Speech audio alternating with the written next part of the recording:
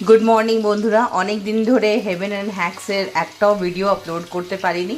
তো চলুন আজকে ছোট্ট একটা মিনি ব্লগ নিয়ে চলে এসেছি। আলু পটল আর রুই মাছ দিয়ে একটা পাতলা ঝোল।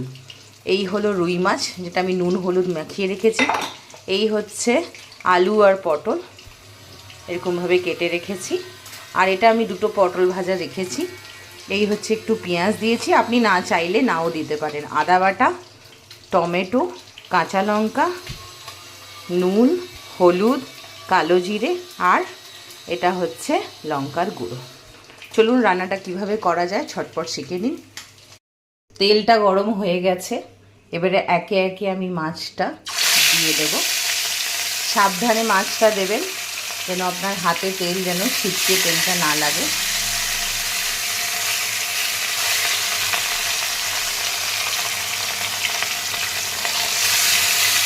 আমরা লোক কম, আজকে বাড়িতে আমি একাই আছি, তাই আমি বেশি রান্না করিনি। এরকমভাবে মাছটা আপনারা তেলে দিয়ে দেবেন, আর মাছটা আস্তে আস্তে এক পিঠটা ভাজা হয়ে গেলে ঠিক উল্টে দেবেন।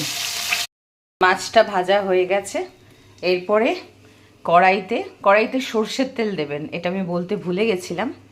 এরপরে আপনি প্রথমে দেবেন কালো জিরে।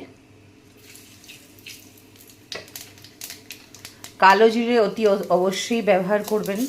কালো জিরে এই রান্নাটাতে খুবই দরকারি।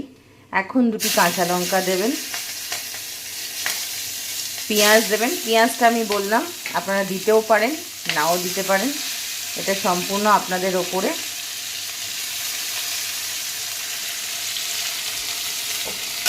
পেঁয়াজটা ভাজা হয়ে গেলে তারপরে আমি একে একে টমেটো, আদা বাটা দেব, দিয়ে এরকম কষিয়ে নিয়ে এর উপরে আমি এরকম জল দিয়ে দেবো।